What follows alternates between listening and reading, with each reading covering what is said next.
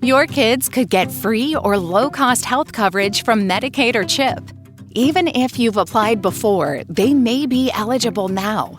Kids up to age 19 are covered for checkups, vaccines, dentist visits, hospital care, and more. And if they already have Medicaid or CHIP, remember to renew every year. Visit insurekidsnow.gov or call 877-KIDS-NOW. Paid for by the U.S. Department of Health and Human Services. You're listening to Later with Mo Kelly on demand from KFI AM 640. KFI, Mo Kelly. We're live everywhere in the iHeartRadio app and on YouTube. I hope you didn't miss that trip to the hallway before this segment. It probably was pretty eye-opening and enlightening if you did happen to see it. But if you missed it, it'll be up on the full show later on tonight as part of the video podcast. But let's talk about some movies real quick. We've talked for the past few weeks about either the success or the disappointment of this summer box office season. Some movies have underperformed, and there's some movies like The Conjuring: Last Rites, which have overperformed. Now, The Conjuring: Last Rites is not a typical horror movie, if only because the number of theaters in would suggest it's a mainstream movie.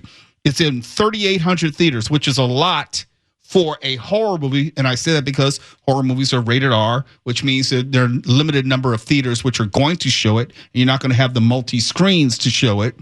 But at 3,800 theaters is more than a lot of the summer blockbusters were in. So that tells you about the coverage. And it brought in $84 million domestically. Damn. $110 million internationally for a total of $195 million in its first week. That's Marvel DC numbers. It's incredible. Now, I'm not a horror genre fan the way maybe Mark Ronner is, and I'm quite sure he's probably seen most of the Conjuring movies. Yeah, I've seen them all, and I was going to go, but we didn't wind up having a show Friday, and so I had watched a documentary on Ed and Lorraine Warren, and also suggested to the long-suffering one we name our next cats Ed and Lorraine, which was promptly dismissed. But I didn't get to go. But they're fun movies, and also it doesn't have a Marvel budget either. The budget for Conjuring: Last Rites was only something like $55 million. They've already quadrupled that, and so it may be second to Last Rites now. Well, put it this way: we know there are more movies coming. You can bet on that. They've got the Annabelle doll movies. They've got the Nun movies. I don't know if they've got other spin-offs coming, but that's all in the shared universe? Yeah. But see, this goes against that argument. It's like, well, we're tired of sequels. We're tired of reboots. We want something new. No, you don't.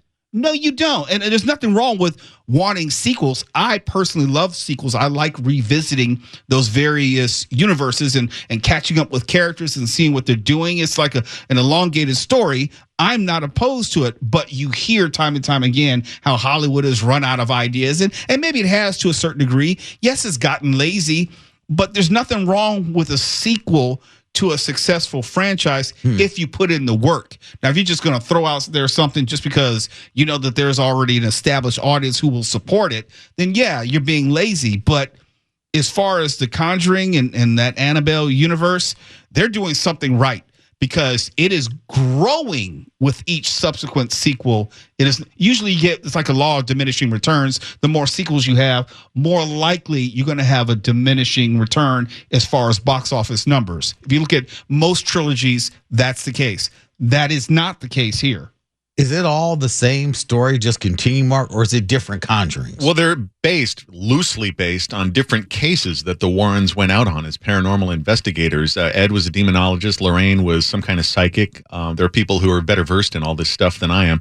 But they're very, very loosely based on actual cases. Those are the people who were involved in the Amityville case. Lots of different real famous possessions, things like that. Ooh, okay. And their movies are fun and they're well made. Are they well made in the sense of when you say Amity, I think of Amity from the late 1970s and early 80s as far as stylized how horror was for that movie and series, which seems very different from horror movies now. Okay, so if I'm remembering right, they weren't mentioned in the Amityville horror film, but they were a part of that case and they were called in. And that's a whole nother rabbit hole you can go down with Amityville and whether or not that was legit or a hoax, or whether or not the Warrens were legit. I mean, there's a lot of debate about that to this day. Well, I didn't really answer your question. No, that's okay. I just know that my concept of a horror movie in the 1980s is very different from the horror movies of the 2020s. And I still watch those. Thank you, Tubi. Pardon me. I think these are different in that people expect more of a roller coaster ride, and they're bored a lot easier. But these Conjuring movies aren't just stimulus like a Fast and Furious movie. They've got some heart to them.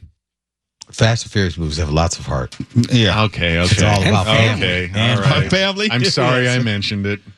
Coming in number 2 this week, interestingly enough, Twelly, you may appreciate this. Hamilton, the 2025 re-release. How many times has your daughter seen it live? 45, 46? Yeah, I've lost count. I've watched it on Disney Plus at least, I'd say it got to be a good 15, 16 times now.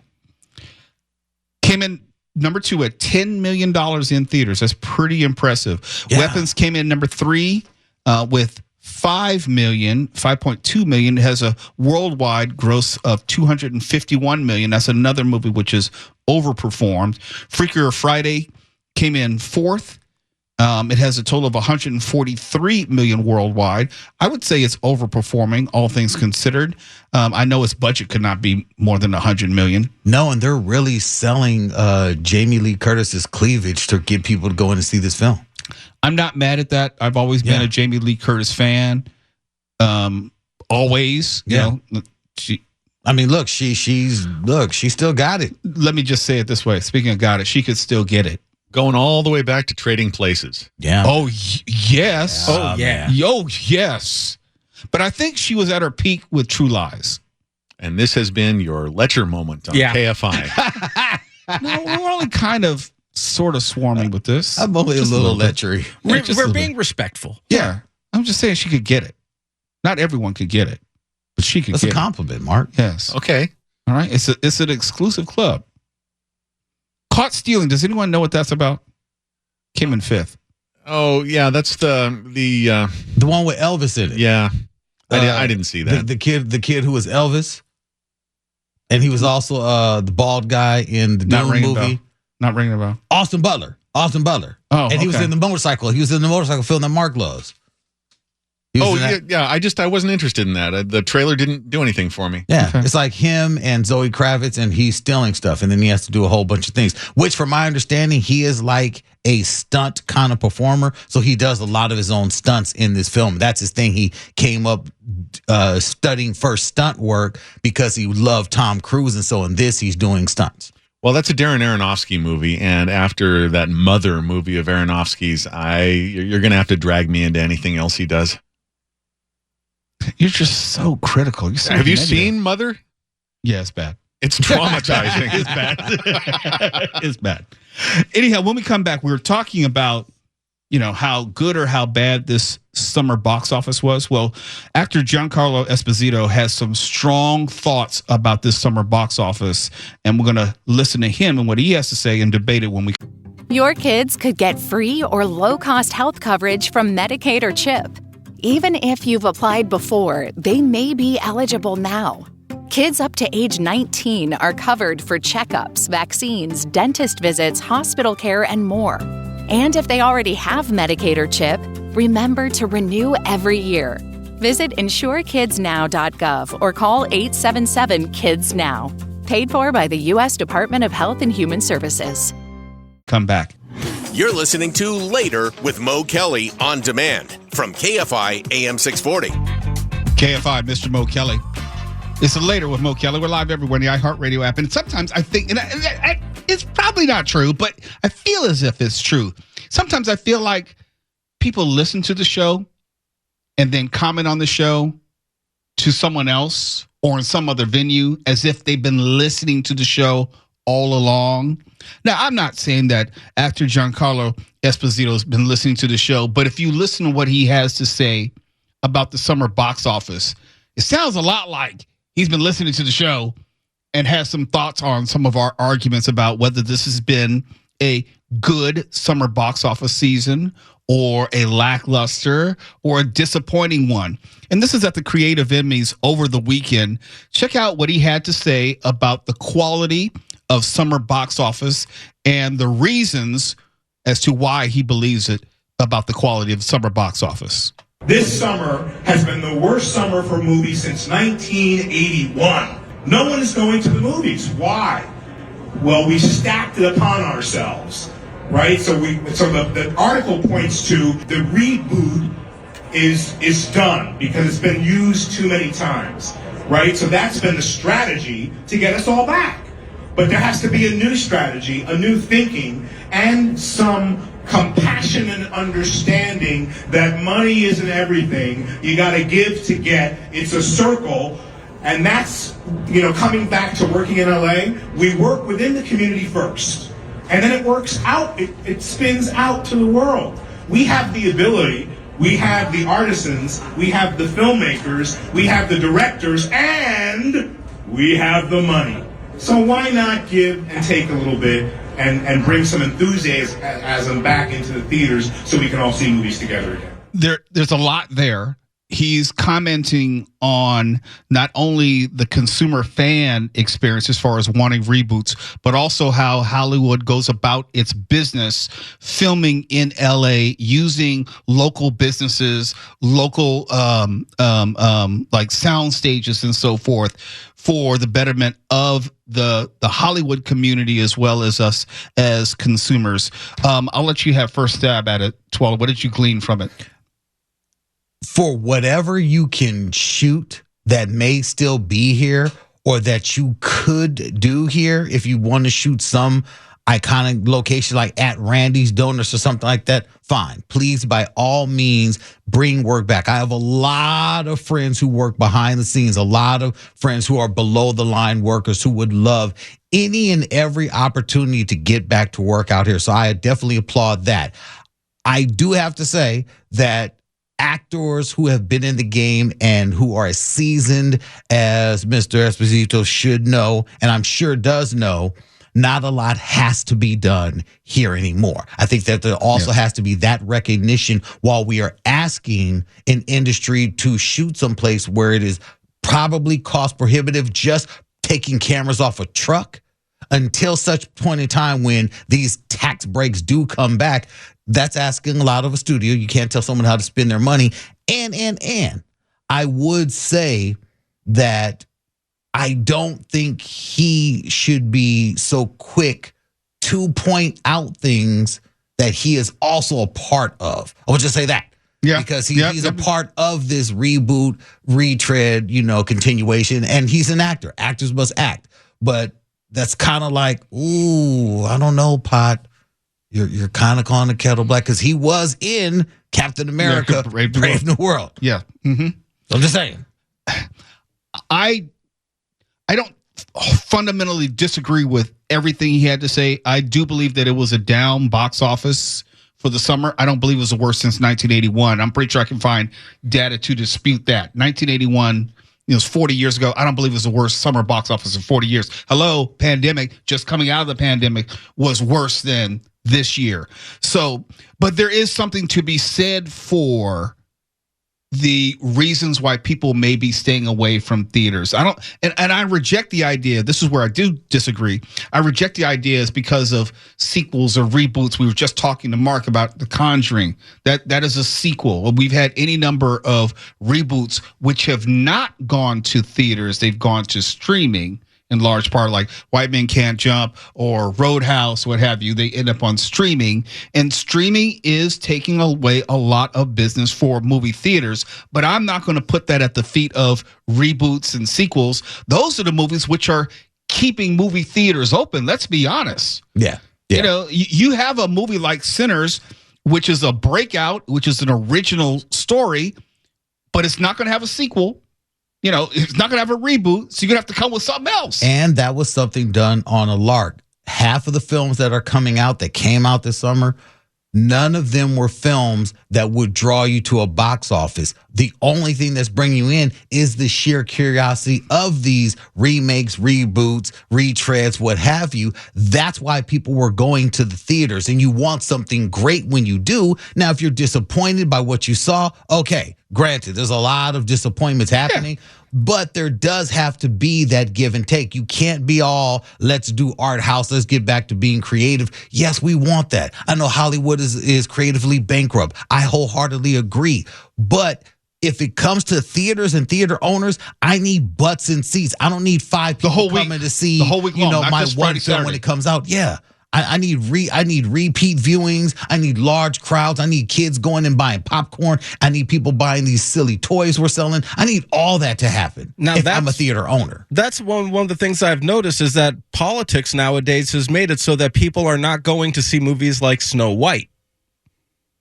Yeah, I mean, look, I would say large in part the marketing and promotion behind Snow White, period, because of both parties, not just because of one actor, because both actors were not taking part in the marketing and promotional tour from that. And then you have the woke mob, but the woke mob can only do so much to stop people, or the anti-woke, whatever they want to call themselves. They can only do so much to stop. People are still going to go into theaters to see movies if the movie going experience is good too. That also has to be good. Some of these theaters, they got to step it up. See, that's a great point. It's not just what you're going to see on the screen. It's how you're going to enjoy that movie on the screen.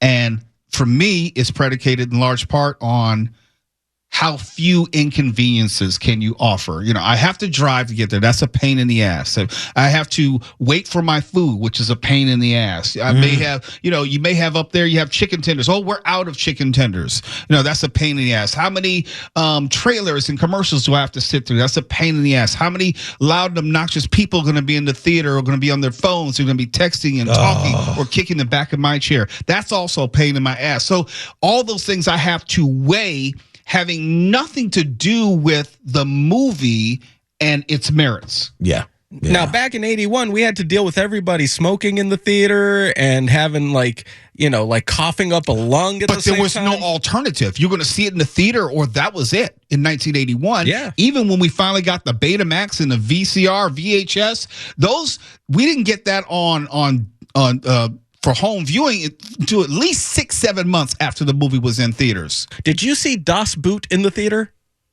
No, I saw it on Betamax. I saw it on Betamax. I remember. I'm just looking at the movies that came out in 81, and I can understand why the numbers were low. I mean, aside from Raiders of the Lost Ark and Road Warrior and History of the World Part 1, there's not much there I'm interested in. But they would stay in theaters for months on end. Yeah, that is true. Raiders was in there forever.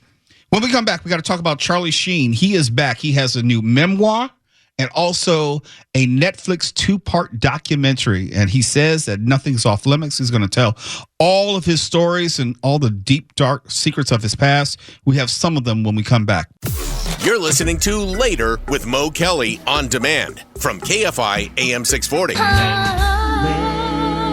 This Later with Mo Kelly, KFI AM 640, and we're live everywhere in the iHeartRadio app and also on YouTube. Charlie Sheen is back from the wilderness. He has not one, but 2 projects coming. And I think it's today's the 8th. I think on Wednesday, the Netflix 2-part documentary series titled AKA Charlie Sheen is going to drop. And also he has his memoir, his upcoming memoir. You probably saw him do the interview rounds.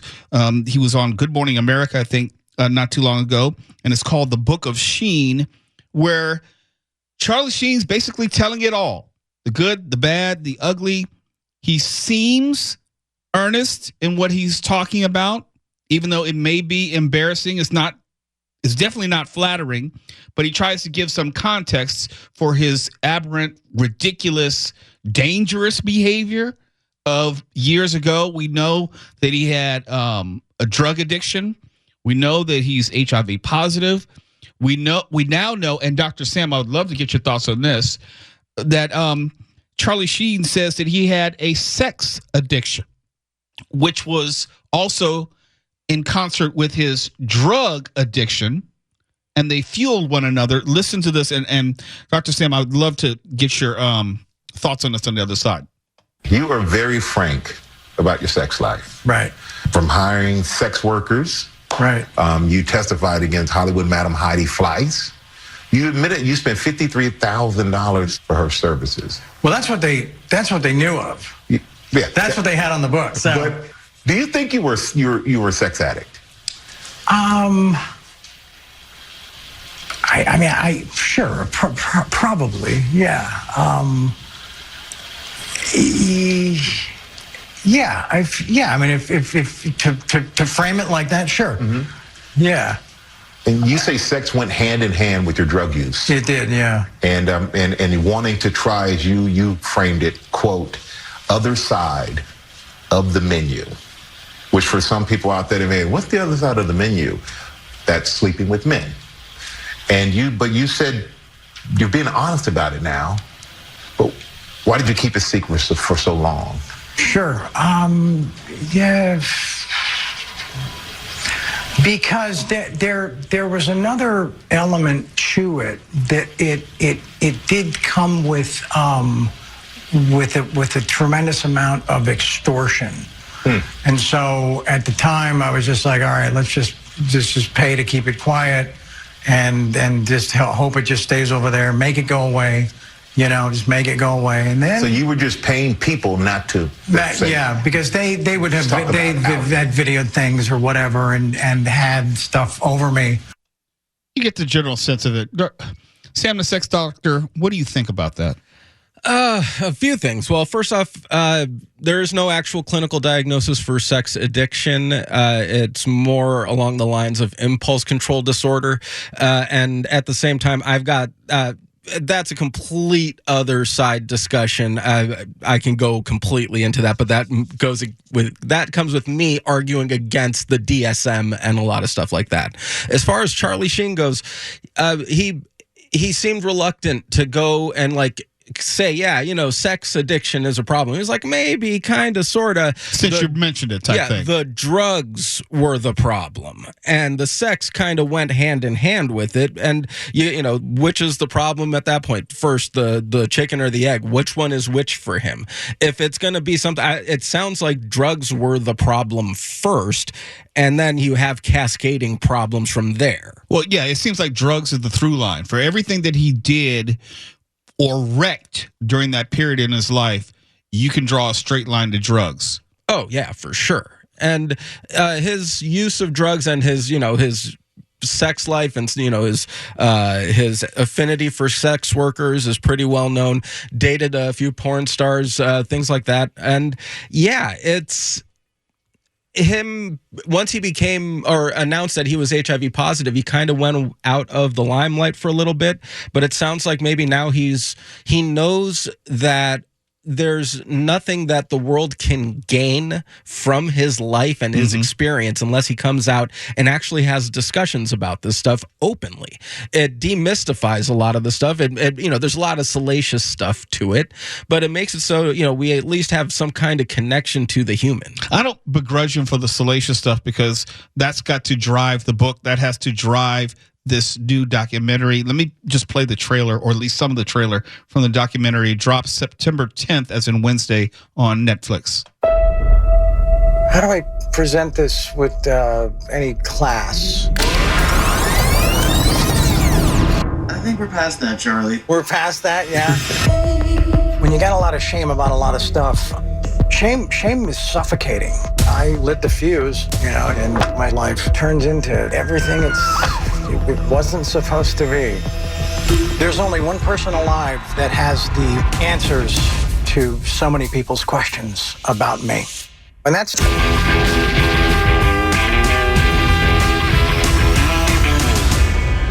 it. Somebody call action. He's going the distance, but he's going for speed. You wanted to like him because he was lovable, brilliant, handsome, charming, and smart. Charlie's a crybaby. Charlie's career really took off. And the whole world goes, he's the guy. Imagine what that did to my head.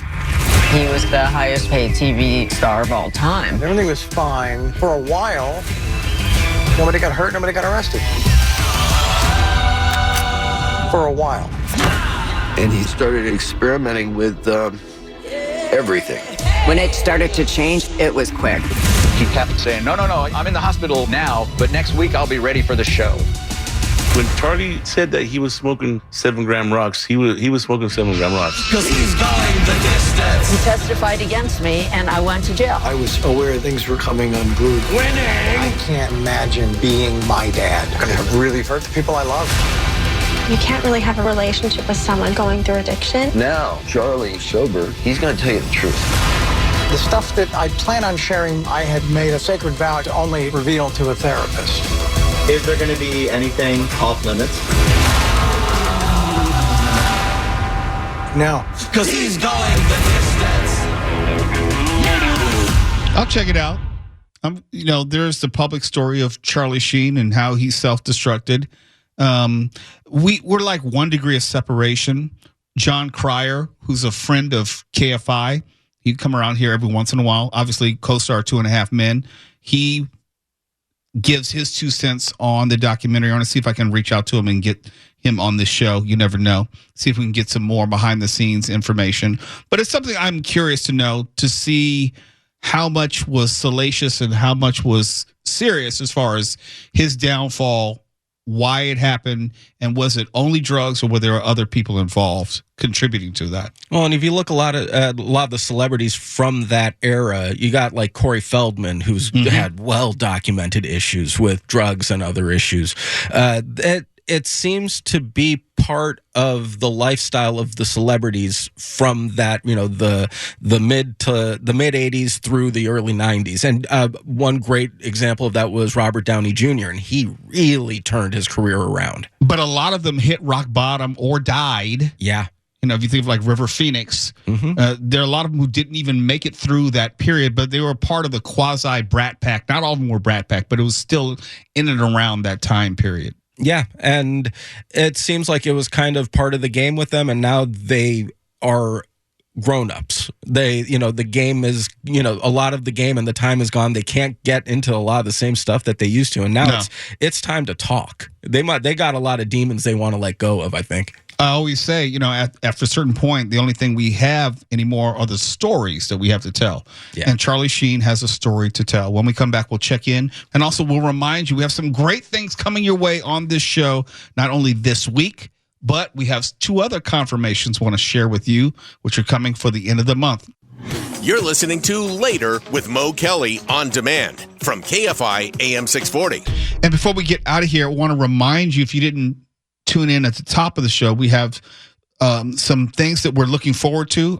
I'm trying to turn over a new leaf. I'm trying to not be so superstitious. It used to be I didn't talk about potential guests until they're like on the line or I know they're on the show, because I feel like if I talk about it, it wouldn't happen. And I'm just getting to a point now. Look, I'm just going to let you know. I'm just going to let it ride, and whatever happens, happens. So to that end, we're expecting venerable actor Tim Blake Nelson to join us Wednesday evening to discuss his new boxing movie, Bang Bang, which is going to be hitting theaters in limited release this Friday. Tim Blake Nelson from The Incredible Hulk, opposite Edward Norton. You have Meet the Fockers, Minority Report, Watchmen on HBO, and more recently, Captain America, Brave New World, as he played the main villain, Samuel Stearns, the leader. That's coming up on Wednesday, fingers crossed. And Thursday, we should be joined by Derek Huff. You know him as the 6-time Dancing with the Stars champion, world-famous, world-renowned choreographer. Well, he's now the host of E! Entertainment's Extra. That show, the 4-time Emmy Award-winning show. So Derek Huff will be joining us on Thursday, fingers crossed. And also we have some prizes to give away. We have direct from Sweden, a tribute to ABBA. This tribute band is going to be performing at the Cerritos Center for the Performing Arts this Sunday, the 15th. We'll be giving away 2 pairs of tickets sometime this week, not tonight. But just want to let you know, you got to dig up those bell bottoms and platform heels and get ready to disco. It's going to be a flashback to the 70s. They're going to do all the ABBA hits from Dancing Queen, Money, Money, Money, Mamma Mia, all of them. And we're going to be giving away 2 pairs of tickets to Direct from Sweden, a tribute to ABBA at the Cerritos Center for the Performing Arts this Sunday, the 15th. And also we have a gang of tickets we're going to be giving away to Footage Fest 25. And it's a film festival, which is here locally, but specifically on Thursday night, September 25th, there's going to be a special 20th anniversary screening of the indie cult classic Napoleon Dynamite. And afterward, I will moderate a panel discussing the movie with its star, John Heder, who played Napoleon. And we'll be giving away plenty of tickets this Friday as part of Name That Movie Cult Classic. And also, we just got some other confirmations. This will be later in the month. Actor Emil Hirsch, you probably remember him from Speed Racer, the live-action version of the movie, of the cartoon. He'll be joining us. And also director Sean McNamara, you know him as a director of a number of things, but more recently, the movie Reagan, starring Dennis Quaid. Emil Hirsch and Sean McNamara are working on something together, so they'll both be joining us. There's a lot going on, a lot to look forward to. And of course, next month we will be having the 2nd annual Later with Mo Kelly Halloween soiree here at iHeartMedia. And hopefully Mark will join us. I've got a good costume. It should strike fear into the hearts of listeners. Is it Star Trek related? Because I went Star Trek related last year. No, but I'll show you a picture of me. I have a Star Trek uniform in storage that I got for a different Halloween. You're going to love this. Okay. Sam, you think you'll be joining us?